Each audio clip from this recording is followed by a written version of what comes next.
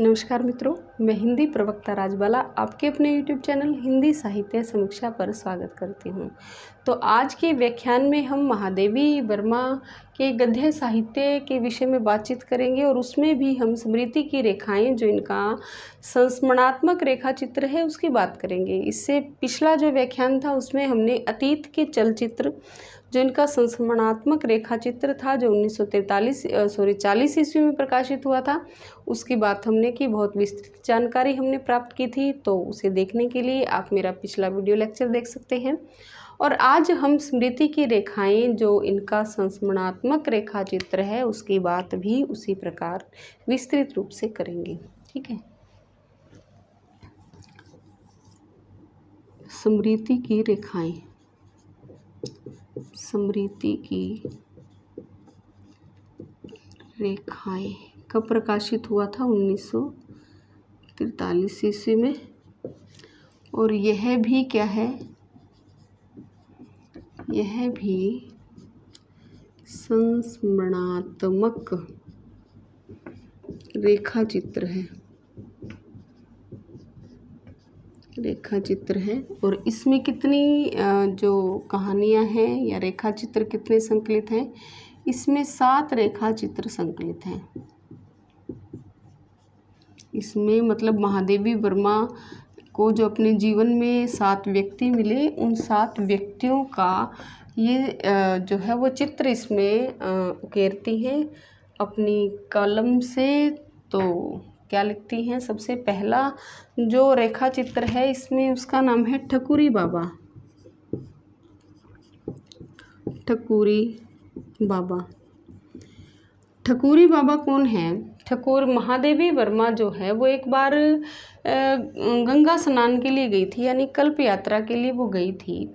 तो उस समय जो है वो एक बहुत ही मैला कुचैला सा और गरीब अकिंचन सा व्यक्ति आया और रहने के लिए स्थान मांगने लगा। तो महादेवी वर्मा को पता था कि क्योंकि महादेवी वर्मा जहाँ भी जाती थी अपने साथ बहुत सारी किताबें लेकर के जाती थी। उनका अध्ययन और लेखन जो है वो क्रम से चलता रहता था। वो कहीं भी जाती थी उसे छोड़ती नहीं थी। तो महादेवी वर्मा ने न चाहते हुए भी ठकुरी बाबा को जहाँ वो रह रही थी उसमें आश्रय दे दिया। धीरे धीरे महादेवी वर्मा की ठकुरी बाबा से जो है वो बातचीत होती है। तो ठकुरी बाबा के विषय में वो बहुत कुछ जानती हैं और उसके जीवन का जो रहस्य है वो समझती हैं और लगता है कि ये तो बहुत ही अच्छा व्यक्ति है, परंतु जो है वो समय की मार के कारण बेचारा बहुत ज़्यादा पीड़ित है। क्योंकि ठकुरी बाबा जो है वैसे तो बहुत अच्छे गायक थे, बहुत अच्छे कवि थे, परंतु वैसा कवि नहीं था जो कोई व्यवसाय कर सके। उनकी एक पत्नी थी जिससे इन्हें एक पुत्री प्राप्त हुई। पत्नी की मृत्यु हो जाती है तो पुत्री को लेकर के ही ये घर के सारे काम करते हैं। तो विभिन्न प्रकार से इनकी जो यातनाएं हैं, वो जो इनकी पीड़ाएं हैं, वो ठकुरी बाबा जो है वो संस्मरण जो रेखा चित्र है इसमें दर्शाई गई है। ठीक है, दूसरा जो है वो इनका संस्मरण, जिसका नाम है भक्तिन। भक्तिन जैसा आप जानते भी होंगे कि भक्तिन कौन थी। भक्तिन महादेवी वर्मा की सेवा में नियुक्त थी, सेविका थी महादेवी वर्मा की।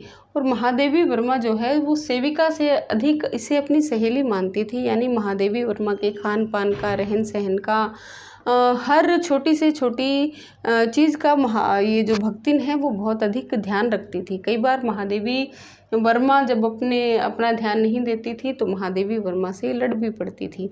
तो महादेवी वर्मा भक्तिन के विषय में बताती हैं कि भक्तिन जो है एक बहुत पढ़ी लिखी साहसी औरत थी और भक्तिन ने केवल पुत्रियों को जन्म दिया। तो पुत्रियों को जन्म देने के कारण जो इसके सास ससुर थे भक्तिन के, क्योंकि जो पति हैं वो बहुत अच्छे थे, परंतु बहुत जल्द उनकी मृत्यु हो जाती है। 2 बेटियों को छोड़ करके चले जाते हैं। तो भक्तिन पर उन 2 बेटियों का भार है और बेटियों की माँ होने के कारण जो ससुराल वाले हैं उसे बहुत ज़्यादा तंग करते हैं। तो भक्तिन जो है ऐसे घूमते घामते जो है वो किसके पास आ जाती है, महादेवी वर्मा के पास आ जाती है। महादेवी वर्मा एक बार तो उसको देख कर के अचंभित हो जाती है, परंतु धीरे धीरे उसकी बातों से वो बहुत ज़्यादा प्रभावित होती है और भक्तिन जो है वो महादेवी के शरीर का ही एक अंग बन जाती है, हम ये कह सकते हैं। ठीक है। एक और संस्मरण है इसमें जिसका नाम है चीनी फेरी वाला। चीनी फेरी वाला। तो ये चीनी फेरी वाला कौन है? ये चीनी जैसे हमारे कश्मीरी इत्यादि आते हैं शाल वगैरह बेचने के लिए, तो ये चीनी आया हुआ था, ये वस्त्र बेचने का काम कर रहा था। और ये चीनी जो है ये इसमें जब महादेवी वर्मा से इसकी बातचीत हुई, महादेवी वर्मा तो कहती हैं कि पहले तो उसने ये कहा कि मैडम आप कुछ लेगा, तो महादेवी वर्मा को मैडम शब्द से बहुत चिढ़ थी। तो महादेवी वर्मा ने पहले तो ये कहा कि आप अपना शब्द वापस लीजिए, मैं कोई मैडम नहीं हूँ। तो फिर इससे जैसे बातचीत हुई, महादेवी वर्मा इससे थोड़ी सी परिचित हुई, तो महादेवी वर्मा को पता चला कि ये क्या कर रहा है, ये अपनी बहन से बहुत प्यार करता है और बहन जो है वो इसकी गुम हो गई है। तो ये अपनी बहन को खोजने के लिए गली गली में घूमता फिर रहा है। तो ये चीनी फेरी वाला से संबंधित इस प्रकार की कहानी ये बताती हैं। चौथा इनका संस्मरण है गुंगिया। ये भी मैं क्रमवार नहीं लिख रही हूँ। गुंगिया क्या है? एक मूक ममतामयी माँ है। मूक ममतामयी माँ। क्यों? क्योंकि गुंगिया जो है वो बोल नहीं सकती, और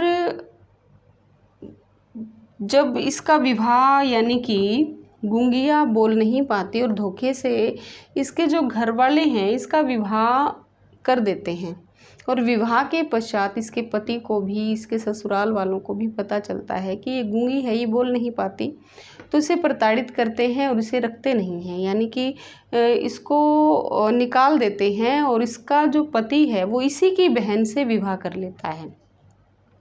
कुछ दिनों पश्चात इसकी बहन जो है वो एक पुत्र को जन्म दे करके संसार से चल बसती है।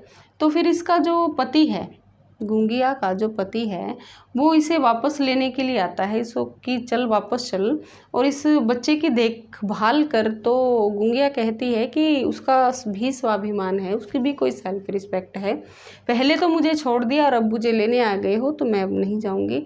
तो वो जो पति है उसका, वो एक बच्चे को छोड़ करके चला जाता है और गुंगिया उसके साथ ससुराल नहीं जाती, और गुंगिया ही उस बच्चे का पालन पोषण करती है, बहुत उससे प्रेम देती है, हर ख्वाहिश उसकी पूरी करती है।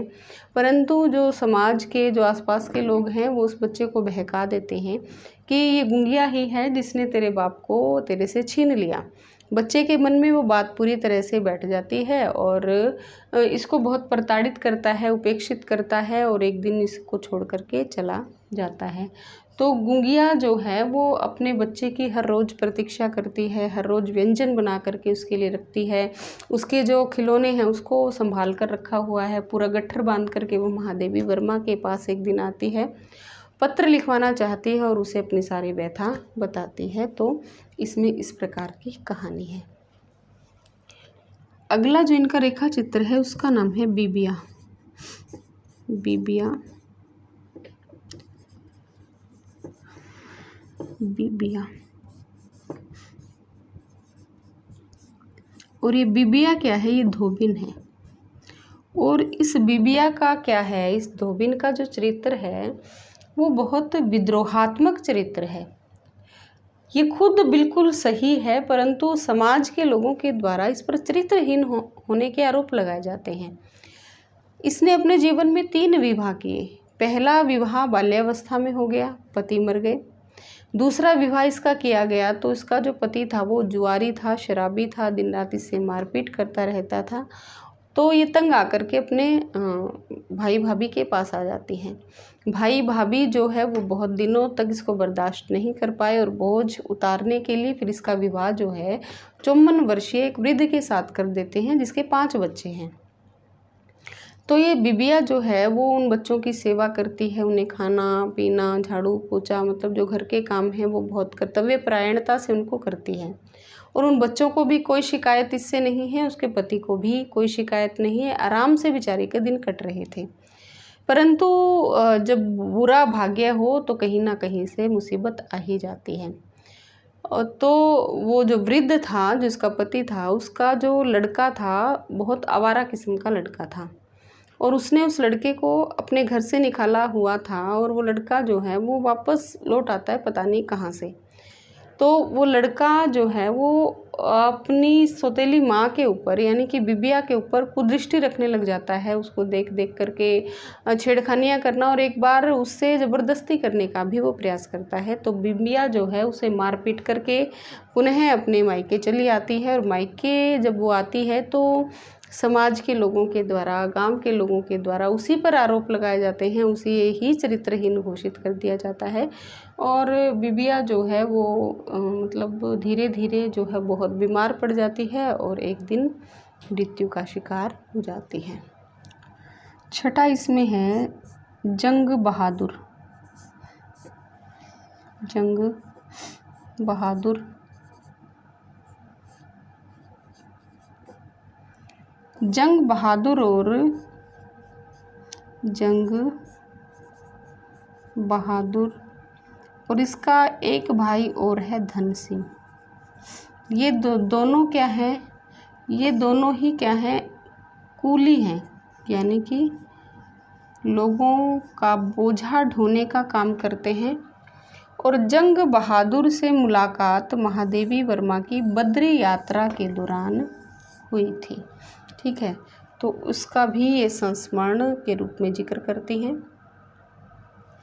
सातवां इनका जो संस्मरण है उसका नाम है मन्नू की माई। मन्नू की माई। और मन्नू की माई भी क्या है? एक निर्धन घर की बहू की कहानी है। निर्धन घर की बहू की कहानी है किसमें? मन्नू माई में। तो ये क्या था? ये भी एक संस्मरणात्मक रेखा चित्र था जो कब प्रकाशित हुआ था 1943 में। और इसमें 7 रेखा चित्र संकलित हैं। ठकुरी बाबा, भक्तिन, चीनी फेरीवाला, गुंगिया, बिबिया, जंग बहादुर और कई जगह आपको मिलेगा 2 कूली, मन्नू की माई। तो ये 7 जो है वो इसमें रेखा चित्र संकलित हैं। उम्मीद है कि आपको बहुत आनंद आज के व्याख्यान में आया होगा। तो आपको आज का व्याख्यान कैसा लगा कमेंट बॉक्स में कमेंट करके अवश्य बताइएगा, और मेरे चैनल को लाइक, शेयर और सब्सक्राइब ज़रूर कीजिएगा। धन्यवाद।